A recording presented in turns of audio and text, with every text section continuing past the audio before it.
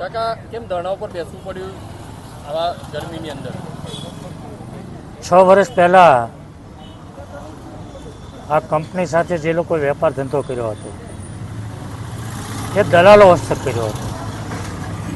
પછી એમને નુકસાની કરી. તો નુકસાની કર્યા પછી ડાયમંડ એસોસિએશનમાં એની મિટિંગ થઈ હતી. પંચ બોલાવવામાં આવ્યું હતું અને પંચની રૂબરૂમાં એની તમામ મિલકતો લઈ અને એનું ચૂકવણું કરવામાં આવ્યું હતું. ત્યારે 50% ચૂકવણું થયું હતું. હીરા ઉદ્યોગની અંદર હજારો લોકોએ નુકસાની કરી છે અને એ બધાના જ રસ્તાઓ આવા જ હોય છે. એની પાસે જે કંઈ હોય એ આપી દે, એનું ચૂકવણું થઈ જાય. 25%, 30%, 50%, 75% જે કંઈ ચૂકવણું થતું હોય એ આપી દે અને વાત ત્યાં પૂરી થતી હોય છે.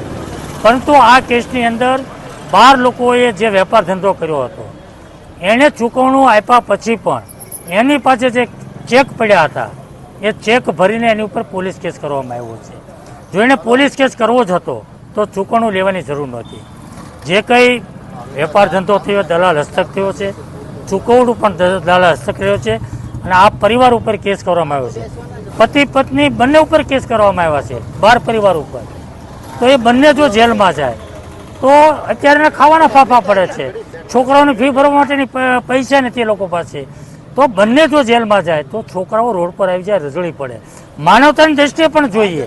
હીરા ધંધાની ચૂકવણીના જે કંઈ વાત છે એની તો છોડી દો, પણ માનવતાની દ્રષ્ટિએ પણ જોઈએ તો આ કેસમાં એને બાંધછોડ કરવી જોઈએ અને આ કેસ પરત ખેંચવા જોઈએ.